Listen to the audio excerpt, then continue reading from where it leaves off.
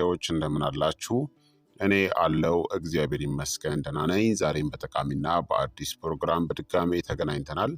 በዛሬው የጤና ፕሮግራማችን ላይ የምንመለከተው የበርካታ ሰዎች ጥያቄ እና ጭንቀት የሆነው የወር አበባ መዘግየት ወይም ደግሞ መቅረት የሚከሰትበት ዋና ዋና መንስኤዎች ምንድናቸው? መፍትሄዎቹስ ምንድናቸው? መቼ ነው? ለምን ያክል ጊዜ በሚቀርበት ጊዜ ወይም ደግሞ በሚዛባበት ጊዜ ነው ሕክምና ማድረግ ያለባችሁ? እንዲሁም ደግሞ የአመጋገብ ማስተካከያዎችን ምን መመገብ አለባችሁ? ምንስ ማስወገድ አለባችሁ? የሚለውን ስለ ወር አበባ መዘግየት ወይም ደግሞ መቅረት በዚህ ቪዲዮ ላይ በሚገባ የምንመለከት ይሆናል ማለት ነው። ይህ የጤና ትምህርት ታዲያ ለበርካታ ሰዎች በጣም ጠቃሚና አስተማሪ ስለሆነ ሁላችሁም በቅንነት ላይክና ሼር በማድረግ ሌሎችንም አስተምሩ አሳውቁላለሁኝ። ከዚህ ቪዲዮ ጋር በተያያዘ ጥያቄ ካላችሁም ሀሳብ አስተያየት ካላችሁም በኮመንት ላይ አስፍሩልኝ። በቀጥታ ወደ ጤና ትምህርታችን የማልፍ ይሆናል።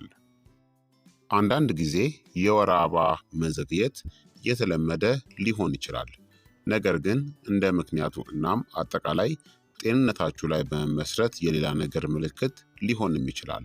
አልፎ አልፎ መዛባት የተለመደ ነው፣ በተለይም በጭንቀት፣ በክብደት ለውጦች ወይም ደግሞ በጉዞ ምክንያት። ነገር ግን በተደጋጋሚ የሚከሰት ከሆነ ወይም ደግሞ በጣም የዘገየ ከሆነ በወር አበባ መካከል ከ35 እስከ 40 ቀናት በላይ ልዩነት ካለ ምክንያቱን መመርመር በጣም አስፈላጊ ነው። የወር አበባ መዘግየት የተለመደ ነው የሚለውን ስንመለከት አልፎ አልፎ መዘግየት ከ1 እስከ 2 ሳምንታት ብዙ ጊዜ የተለመደ እናም ጊዜያዊ ነው። በተደጋጋሚ የሚዘገይ ወይም ደግሞ የሚያልፍ የወር አበባ ግን በሆርሞን መዛባት ወይም ደግሞ በጤና ችግር ምክንያት ሊሆን ይችላል። የወር አበባችሁ ከ2 ሳምንታት በላይ ከዘገየ እናም እርጉዝ ካልሆናችሁ የጤና ባለሙያን ማማከር ጥሩ ነው ማለት ነው። ታዲያ የወር አበባ መዘግየት ምክንያቶቹን ከእርግዝና ውጪ ከሆነ በምን ምክንያት ሊዘገይ ወይም ደግሞ ሊቀር እንደሚችል ምክንያቶቹን በዝርዝር እንመልከት። አንደኛ ጭንቀት ነው። ጭንቀት የሃይፖታላመስን ሆርሞኖችን የሚቆጣጠር የአእምሮ ማዕከልን ይጎዳል። የእንቁላል ብስለትን ሊያዘገይ ወይም ደግሞ የወር አበባን ሊያቆም ይችላል። በተማሪዎች፣ በሰራተኞች ወይም ደግሞ በስሜታዊ ጉዳት ምክንያት የተለመደ ነው። ሁለተኛ የክብደት ለውጦች ነው። ክብደት መቀነስ ሊሆን ይችላል፣ መጨመር ሊሆን ይችላል። ከመጠን በላይ ክብደት መቀነስ የምግብ መዛባት ወይም ከመጠን በላይ ውፍረት ደግሞ የሆርሞን ሚዛንን ሊያዛባ ይችላል።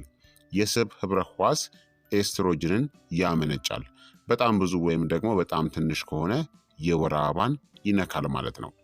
ሶስተኛ ደግሞ ፖሊሲስቲክ ኦቫሪያን ሲንድሮም ወይም ደግሞ ፒሲኦኤስ የምንለው ነው።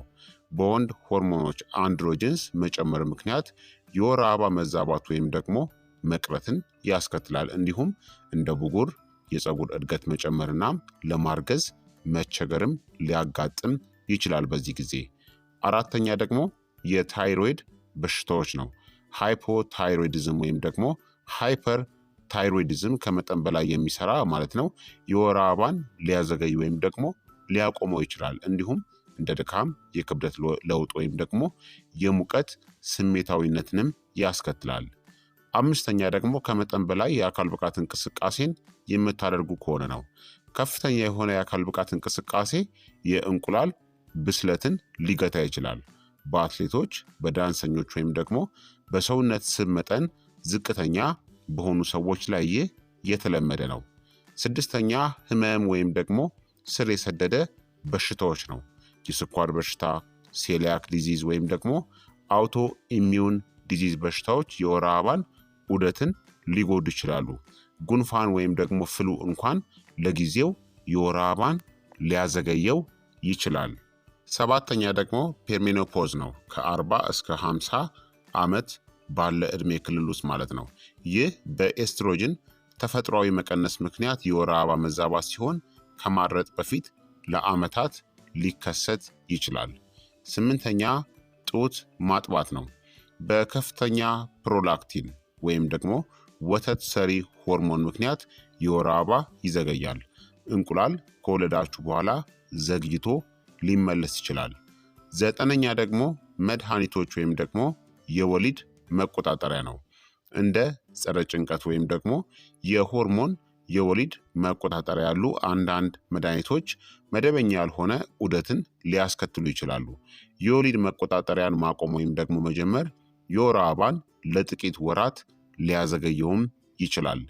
10ኛ ደግሞ የማህፀን በሽታዎች ናቸው። እንደ ፋይብሮይድ፣ ኢንዶሜትሪዮሲስ ወይም ደግሞ ፖሊፕ የወር አበባን ሊያስተጓጉሉ ይችላሉ ማለት ነው። ስለዚህ የወር አበባ መዘግየት ወይም ደግሞ መቅረት በእነዚህ ሁላ ምክንያቶች ሊከሰት ይችላል ማለት ነው። ታዲያ የወር አበባን በተፈጥሮ እንዴት መደበኛ ማድረግ እንደሚቻል ደግሞ አሁን እነግራችኋለሁኝ። አንደኛ ጭንቀትን መቆጣጠር ወይም ደግሞ ማስተዳደር ነው። እንደ ዮጋ፣ ማሰላሰል፣ የመተንፈስ ልምምዶች ወይም ደግሞ በተፈጥሮ ቦታዎች ውስጥ መጓዝ ባሉ ቦታዎች ላይ በማሳለፍ ጭንቀትን መቆጣጠር። በስክሪን ላይ የምታሳልፉበትን ጊዜ ቀንሱ። እናም ጥራት ያለው እንቅልፍ በቀን ከ7 እስከ 9 ሰዓት በመተኛት ጭንቀትን መቆጣጠር ያስፈልጋል ማለት ነው። ሁለተኛ ደግሞ ክብደትን ማመጣጠን ነው። ሚዛናዊ አመጋገብን ተመገቡ። ካሎሪ በጣም ዝቅተኛ ወይም ደግሞ ከፍተኛ እንዳይሆን። ቦዲ ማስ ኢንዴክሳችሁ ወይም ደግሞ ቢኤምአያችሁ ከ18.5 እስከ 24.9 ባለው ክልል ውስጥ እንዲሆን መጣር ያስፈልጋል። ሶስተኛ ደግሞ ለሆርሞኖች ተስማሚ የሆኑ ምግቦችን ተመገቡ። እንደ እንቁላል፣ አቮካዶ፣ ምስር፣ ስኳር ድንች፣ ቅጠላማ አትክልቶች፣ ሲርስ ወይም ደግሞ ዘሮች የምንላቸው እንደ ተልባ፣ ሰሊጥና ቺያ ሲርስን ለመመገብ ሞክሩ። ከመጠን በላይ ስኳር፣ የተጠበሱ ምግቦችን፣ ካፌን እናም ከተፈበረኩ ወይም ደግሞ ከተዘጋጁ ምግቦች ደግሞ መቆጠብ ያስፈልጋል። አራተኛ በመደበኛነት የአካል ብቃት እንቅስቃሴን አድርጉ፣ ነገር ግን ከመጠን በላይ መሆን የለበትም። በሳምንት ለ5 ቀናት ለ30 ደቂቃዎች መጠነኛ የአካል ብቃት እንቅስቃሴን አድርጉ። በየቀኑ ለ30 ደቂቃዎች 5 ቀናቶችን ማለት ነው። የወር አበባችሁ መደበኛ ካልሆነ ከባድ የአካል ብቃት እንቅስቃሴን አስወግዱ። አምስተኛ ዑደታችሁን ተከታተሉ። እንደ ፍሎ፣ ክሉ ወዘተ የመሳሰሉ የወር አበባ መከታተያ መተግበሪያዎችን ተጠቀሙ። የእንቁላል ብስለትን፣ ስርዓቶችንና የሆርሞን መዛባት ምልክቶችን ለመከታተል ይረዳችኋል። ስድስተኛ ደግሞ የንጥረ ነገር ደረጃዎቻችሁን ፈትሹ። እንደ የአይረን፣ የቫይታሚን ዲ፣ የቫይታሚን ቢ12 እና የማግኒዥየም እጥረት የወር አበባን ሊያዘገይ ይችላል። አስፈላጊ ከሆነ ተጨማሪ ምግቦችን ወይም ደግሞ ሰፕልመንቶችን ውሰዱ። ከደም ምርመራ በኋላ ማለት ነው፣ ምርመራ ካደረጋችሁ በኋላ። ሰባተኛ ደግሞ ዶክተራችሁን አማክሩ። የወር አበባችሁ ከ3 ወር በላይ ከዘገየ፣ ተደጋጋሚ የሚያም ወይም ደግሞ በጣም ቀላል ወይም ደግሞ ከባድ ከሆነ ማለት ነው ለፒሲኦኤስ፣ ለታይሮይድ፣ ለፕሮላክቲን ወይም ደግሞ ለማህፀን ችግሮች ምርመራ ሊያስፈልጋችሁ ይችላል ማለት ነው። ታዲያ አንዳንድ ጊዜ የወር አበባ መዘግየት ምንም ጉዳት የለውም፣ ነገር ግን በተወሰኑ ሁኔታዎች የህክምና ክትትል የሚያስፈልጋቸው ከባድ የጤና ችግሮች ምልክትም ሊሆን እንደሚችል ማወቅ ያስፈልጋል ማለት ነው። ታዲያ የዘገየ ወይም ደግሞ ያለፈ የወር አበባ አደገኛ ወይም ያልተለመደ መሆኑን እንዴት ማወቅ እንደሚቻል ደግሞ አሁን እነግራችኋለሁኝ። የወር አበባ መዘግየት አደገኛ ሊሆን በሚችልበትና የህክምና እርዳታ የሚያስፈልግበት ጊዜ መቼ እንደሆነ ልንገራችሁ። አንደኛ የወር አበባችሁ ከ3 ወር በላይ የዘገየ ከሆነ ነው። ይህ አሚኖሪያ የምንለው ነው። እርጉዝ ካልሆናችሁ እናም ለ3 ወራት የወር አበባችሁ ካልመጣ ወይም መደበኛ ዑደት ካላችሁ እናም ለ1 ወር የወር አበባችሁ ከዘገየ ይህ አደገኛ የሆነ ምልክት ነው።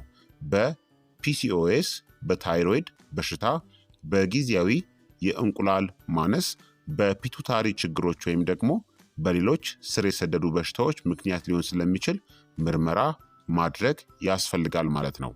ሁለተኛ ደግሞ በዳሌ ወይም በሆድ ውስጥ ድንገተኛ እናም ከባድ ህመም ካለ ነው። ይህ የኤክቶፒክ እርግዝና ማለትም ከማህፀን ውጪ እርግዝና ሊሆን ይችላል። ህክምና ካልተደረገለት ለህይወት አስጊ የሆነ ነው። የእንቁላል እጢ መፍረስ፣ ኢንዶሜትሪዮሲስ ወይም ደግሞ የዳሌ ኢንፌክሽንን ያመለክታል። ይህ ወዲያውኑ ወደ ድንገተኛ ህክምና እንድትሄዱ የሚያደርግ ምልክት ነው። ሶስተኛ ደግሞ የወር አበባ ሲመለስ በጣም ከባድ ወይም ደግሞ ረጅም የሆነ ደም መፍሰስ ካለ ነው። ይህ ደም መፍሰስ በየሰዓቱ ከአንድ በላይ ፓድ ወይም ደግሞ ሞዴስ ለብዙ ሰዓታት የሚያረጥብ ከሆነ፣ ከ7 ቀናት በላይ የሚቆይ የደም መፍሰስ ከሆነ እናም ትላልቅ የደም መርጋትን የሚያካትት ከሆነ የፋይብሮይድ የሆርሞን መዛባት፣ የፅንስ መጨናገፍ ወይም ደግሞ የደም መርጋት መዛባትን ሊያመለክት ይችላል ማለት ነው። አራተኛ ደግሞ ከወር አበባ መቅረት ጋር ሌሎች ምልክቶች ካሉ ነው። ለምሳሌ ከመጠን በላይ የፊት ወይም ደግሞ የሰውነት ፀጉር፣ ብጉርና የክብደት መጨመር ካለ ነው። ይህ ፒሲኦኤስን ሊጠቁም ይችላል። እንዲሁም የጡት ጫፍ ፈሳሽ፣ ራስ ምታትና የእይታ ችግሮች ካሉ እነዚህ ምናልባትም የፒቱታሪ እጢ ችግር ሊሆን ይችላል። እንዲሁም ድንገተኛ ክብደት መቀነስ፣ የፀጉር መሳሳትና ለቅዝቃዜ ሴንሲቲቭ ከሆናችሁ ይህ ምናልባት የታይሮይድ በሽታ ችግር ሊሆን ይችላል። እንዲሁም የሞቀ ስሜት፣ የሌሊት ላብ ከ40 ዓመት በፊት ከገጠማችሁ ይህ ምናልባት ቀደምት ማረጥን ያመለክታል ማለት ነው። አምስተኛ ደግሞ ብዙ ጊዜ የወር አበባ የሚያልፍ ወይም ደግሞ ዑደታችሁ ሁልጊዜ መደበኛ ያልሆነ ከሆነ ነው። በየጊዜው በዑደት መካከል ከ35 ቀናት በላይ ካለፈ ያለ ግልጽ ምክንያት የወር አበባ ካለፈ፣ መደበኛ ያልሆነ የወር አበባ ካልታከመ ወደ የሞለድ ችግሮች፣ የማህፀን ግድግዳ ውፍረት ወይም ደግሞ የሆርሞን ጉዳትን ሊያስከትል ይችላል። በዚህ ጊዜ ምርመራ ያስፈልጋል። ስድስተኛ ደግሞ በቅርቡ የወሊድ መቆጣጠሪያ ካቆማችሁ እናም ከ3 እስከ 6 ወራት በኋላ የወር አበባ ካልመጣ ነው። ይህ ሊከሰት ይችላል። ነገር ግን የወር አበባ ከ3 እስከ 6 ወራት በላይ አለመኖር የሃይፖታላሚክ አሜኖሪያ እናም የሆርሞን መዛባትን ሊያመለክት ይችላል ማለት ነው። ሰባተኛ ደግሞ ክብደታችሁ ከሚያስፈልገው በታች ወይም ደግሞ በላይ ከሆነ እናም የወር አበባ ከቆመ ነው። ክብደታችሁ ከሚያስፈልገው በታች ቦዲ ማስ ኢንዴክሳችሁ ከ18.5 በታች ከሆነ ወይም ከመጠን በላይ ወፍራም መሆን የእንቁላል ብስለትን ሊያቆመው ይችላል። ይህ በጊዜ ሂደት አደገኛ ሲሆን የመራባት የአጥንት ጤና እናም የልብ ጤና ላይም ተጽዕኖን ያሳድራል ማለት ነው። ስለዚህ እንደነዚህ አይነት ሁኔታዎች ጊዜ ላይ አፋጣኝ የሆነ ምርመራ ወይም ደግሞ ሕክምና ማድረግ ይኖርባቸዋል ማለት ነው። ታዲያ ዶክተር ሊመክራቸው የሚችሉ ምርመራዎች አሉ። እነዚህም የእርግዝና ምርመራ፣ ምንም እንኳን እርግዝና ባይፈጠርም የእርግዝና ምርመራ ይደረግባቸዋል። የዳሌ አልትራሳውንድ፣ ኦቫሪን ማህፀንን ለመፈተሽ ማለት ነው። እንዲሁም የሆርሞን የደም ምርመራዎች ቲኤስኤች፣ ኤፍኤስኤች፣ ኤልኤች፣ ፕሮላክቲን፣ ኤስትሮጅን እና ቴስቴስትሮንን ለመመርመር እንዲሁም የደም ስኳርና የኢንሱሊን መጠን ለፒሲኦኤስ እና ለስኳር በሽታ ምርመራ ይደረግላችኋል ማለት ነው። ታዲያ ወዲያውኑ ዶክተር ማየት ያለባችሁ መቼ እንደሆነ ደግሞ ልንገራችሁ። ከ2 እስከ 3 ወራት የወር አበባ ካልመጣና እርጉዝ ካልሆናችሁ እንዲሁም ከባድ ህመም ወይም ደግሞ የማዞር ስሜት ካለ፣ ከባድ ያልተለመደ ደም መፍሰስ ካለ፣ ከእርግዝና ጋር ያልተገናኘ ከጡት ጫፍ የሚወጣ ፈሳሽ ካለ፣ ለማርገዝ እየሞከራችሁ ከሆነ እናም የወር አበባችሁ መደበኛ ካልሆነ ፈጥናችሁ ምርመራ ማድረግ ያስፈልጋል ማለት ነው። ታዲያ የወር አበባን መደበኛ እንዲሆን ሆርሞኖችን ለማመጣጠን እናም አጠቃላይ የመራቢያ ጤናን ለመደገፍ የሚያግዝ ተፈጥሯዊ መድኃኒትና የምግብ እቅድን ደግሞ አሁን እነግራችኋለሁ። ወይም በተለይ መደበኛ ያልሆነ የዘገየ ወይም ደግሞ ያለፈ ወይም የቀረ የወር አበባ እርግዝና ሳይከሰት ከገጠማችሁ በጣም ጠቃሚ ነው። የወር አበባን መደበኛ ለማድረግ ተፈጥሯዊ የሆኑ መድኃኒቶችን ልንገራችሁ። አንደኛ የዘር ዑደትን ነው። ሆርሞኖችን ለማመጣጠን የምትመገቡት ነው። በወር አበባ ዑደታችሁ የተለያዩ ክፍሎች ላይ የተወሰኑ ዘሮችን ወይም ደግሞ ሲድስ የምንላቸውን መመገብ ነው። ፎሊኪውላር ፌዝ ላይ ማለትም ከቀን 1 እስከ 14 1 ማንኪያ የተፈጨ ተልባ እና 1 ማንኪያ የዱባ ፍሬን መመገብ በየቀኑ። እንዲሁም ደግሞ ሊውተል ፌዝ ላይ ከቀን 15 እስከ 28 1 ማንኪያ ሰሊጥና 1 ማንኪያ ሱፍን መመገብ ነው። ጥቅሞቹም ኤስትሮጅንና ፕሮጀስትሮንን በተፈጥሮ ያመዛዝናል። ሁለተኛ ደግሞ አብሽ ነው። አንድ ማንኪያ አብሽን በአንድ ሌሊት በውሃ ውስጥ ዘፍዝፉ። ከዛም ጠዋት ባዶ ሆድ ላይ ጠጡት። ሜታቦሊዝምን እናም የሆርሞን ቁጥጥርን ያሻሽላል። ሶስተኛ ደግሞ እርድና የሞቀ ወተት ነው። 1/4 ወይም ደግሞ በጣም ጥቂት የሻይ ማንኪያ የእርድ ዱቄት በአንድ ኩባያ የሞቀ ወተት ውስጥ ቀላቅሎና መጠጣት ነው። አንቲ ኢንፍላማቶሪ ነው። ሆርሞኖችን ያመዛዝናል እናም የወር አበባ ህመምንም ይቀንሳል። አራተኛ ደግሞ የዝንጅብል ሻይ ነው። ትኩስ ዝንጅብል ቁርጥራጮችን ለ10 ደቂቃዎች በውሃ ውስጥ አፍሉት። በየቀኑ ከ1 እስከ 2 ጊዜ ጠጡት። የወር አበባን ያነቃቃልና የደም ዝውውርንም ያሻሽላል። አምስተኛ ደግሞ የቀረፋ ዱቄትን ነው። ግማሽ የሻይ ማንኪያ ቀረፋን ወደ ሞቀ ውሃ ውስጥ ጨምሩ ወይም በአጃ ላይ ማድረግ ነው። ለፒሲኦኤስ፣ ለኢንሱሊን ሴንሲቲቪቲ እናም ለዘገየ የወር አበባ ይረዳችኋል ማለት ነው። ስለዚህ እነዚህን ማድረግ በጣም ጠቃሚ ነው። እንዲሁም ደግሞ የወር አበባን በተፈጥሮ ለመቆጣጠር የሚረዳ የአንድ ቀን የምግብ እቅድን ደግሞ ልንገራችሁ። ቁርስ ላይ ኦትስ ወይም ደግሞ አጃ ፕላስ ሲርስንና የተቀቀለ እንቁላልና ፍራፍሬን መመገብ ነው። ግማሽ ኩባያ ኦትስን በለውዝ ወተት የተቀቀለ፣ 1 ማንኪያ ትክክለኛ ሲድስ ወይም ደግሞ ዘር ተልባ ሊሆን ይችላል፣ ቺያ ሲድስ ሊሆን ይችላል፣ በሁለት ቀን መሰረት ማለት ነው። 1 የተቀቀለ እንቁላልና 1 ሙዝ ወይም ደግሞ የቤሪ ፍሬዎችን ቁርስ ላይ ተመገቡ። በፋይበር፣ በኦሜጋ 3፣ በፕሮቲን እና በቫይታሚን ቢ6 የበለጸገ ነው። ሁሉም የሆርሞን ሚዛንን ይደግፋሉ። የጠዋት መክሰስ ወይም ደግሞ ምሳ ሰዓት ከመድረሱ በፊት በቁርስና በምሳ መካከል ደግሞ የአብሽ ውሃና ጥቂት ለውዝን መመገብ ነው። 1 ኩባያ የአብሽ ውሃና 5 የለውዝ ፍሬዎችና 2 ዋልነትን መመገብ። ይህ ኢንፍላሜሽንን ይቀንሳልናም የሆርሞን ሴንሲቲቪቲንም ወይም ደግሞ ስሜታዊነትንም ያሻሽላል። ምሳ ላይ ደግሞ ኪንዋ፣ ምስርና የበሰለ ቅጠላማ አትክልቶች፣ ቀይ ስርና ሰላጣን መመገብ ነው። 1 ኩባያ የበሰለ ኪንዋ፣ ግማሽ ኩባያ ምስር ወይም ደግሞ ሽምብራ፣ በወይራ ዘይት የተጠበሰ ስፒናች ወይም ደግሞ ጎመን፣ ትኩስ ቀይ ስር፣ ካሮትና የኪያር ሳላድን መመገብ ነው። በአይረን በማግኒዥየምና በእጽዋት ፕሮቲን የበለጸገ አመጋገብ ነው። የእንቁላል ብስለትን እናም የዑደት መደበኛነትንም ያጠናክራል። ከሰዓት በኋላ ያለ መክሰስ ደግሞ የዱባ ወይም ደግሞ የሰሊጥ ዘሮች ወይም ደግሞ ፍሬዎችን፣ ፍራፍሬ እናም የእጽዋት ሻይን አንድ ላይ መጠጣት ነው። በዑደት ደረጃ ላይ የተመሰረተ 1 ማንኪያ ዘሮች ወይም ደግሞ ሲርስንም መመገብ ያስፈልጋል። 1 ብርቱካን ወይም ደግሞ ፖም፣ የእጽዋት ሻይ እንደ ካሞሜል እና ሱፐርሜንት ወይም ደግሞ ዝንጅብልን መጠቀም ነው። ይህ የፕሪሜንስትራል ሲንድረም ምልክቶችን ይቀንሳልና የሆርሞን ሚዛንንም ይደግፋል። እራት ላይ ደግሞ ስኳር ድንች፣ እንቁላልና በነጭ ሽንኩርት የበሰለ ብሮኮሊን መመገብ ነው።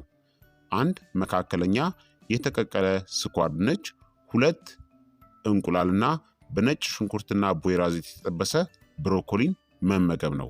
የኤስትሮጅንን ሜታቦሊዝም ይደግፋል፣ ጉበታችንንም ያጸዳልና ፕሮጀስትሮንን ያመዛዝናል። ከመተኛታችሁ በፊት ደግሞ የእርድ ወተትን መጠጣት ነው። 1 ኩባያ የሞቀ ወተት ከእርድ ጋር እናም ትንሽ ቁንዶ በርበሬ ጨምራችሁበት መጠጣት ነው። ኢንፍላሜሽንን ያረጋጋል፣ በአንድ ሌሊት ሆርሞኖችንም ይደግፋል ማለት ነው። ስለዚህ የወር አበባን መደበኛ ለማድረግና ጤናማ ለመሆን ይህ የአንድ ቀን የአመጋገብ እቅድ ነው ማለት ነው። ታዲያ የወር አበባን መደበኛ እንዲሆን የሚያግዙ ዋና ዋና ምግቦች የምንላቸው እንቁላል እናም ስባማ አሳዎች እንደ ሳልመንና ሰርዲን፣ እንደ አቮካዶ፣ ለውዝና ሲርስ ወይም ደግሞ ዘሮች የምንላቸው እንደ ተልባ፣ ቺያ ሲርስ፣ ሄምፕ ሲርስ ሊሆን ይችላል። ቅጠላማ አትክልቶች ደግሞ እንደ ስፒናች፣ ጎመንና ሞሪንጋ፣ ፍራፍሬዎች ደግሞ እንደ ፓፓያ፣ የቤሪ ፍራፍሬዎች፣ ሙዝና አናናስ፣ ሙሉ እህሎች ደግሞ እንደ ኪንዋ፣ አጃ ወይም ደግሞ ኦትስ እና ቡናማ ሩዝ፣ እንደ ቀይ ስር፣ ካሮትና ብሮኮሊ፣ ከእጽዋት ደግሞ እንደ ቀረፋ፣ ዝንጅብል፣ አብሽና እርድን መጠቀም ያስፈልጋል። እነዚህ የወር አበባ መደበኛ እንዲሆን የሚያግዙ በጣም ምርጥ የሆኑ ምግቦች ናቸው ማለት ነው። መገደብ ወይም ደግሞ ማስወገድ ያለባችሁ ምግቦች ደግሞ ከመጠን በላይ ስኳር፣ ኮካኮላ መጠጦች፣ ሶዳን እና የተፈበረኩ ምግቦችን ማስወገድ፣ ከመጠን በላይ የሆነ ካፌንን ወይም ደግሞ አልኮልን መገደብ፣ በጣም የተጠበሱ ወይም ደግሞ የተጣሩ ምግቦችን ማስወገድ እና ከመጠን በላይ የአኩሪ አተር ምርቶችን ማስወገድ ነው። በተለይ ከፒሲኦኤስ ጋር ይህ አይመከርም ማለት ነው። ስለዚህ እነዚህን ምግቦች ደግሞ ማስወገድ ያስፈልጋል።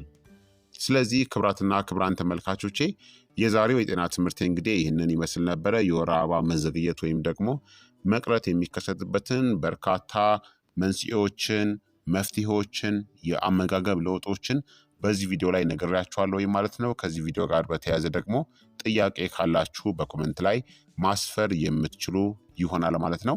ይህ የጤና ትምህርት ታዲያ ለበርካታ ሰዎች በጣም ጠቃሚና አስተማሪ ስለሆነ ሁላችሁም በቅንነት ላይክ እና ሼር በማድረግ ሌሎችንም አስተምሩላለሁኝ። በቀጣይ የጤና ትምህርት እስከምንገናኝ እኔንም እናንተንም ቸር ያቆየን። መልካም ጊዜ፣ መልካም ቆይታ። ቻው ቻው።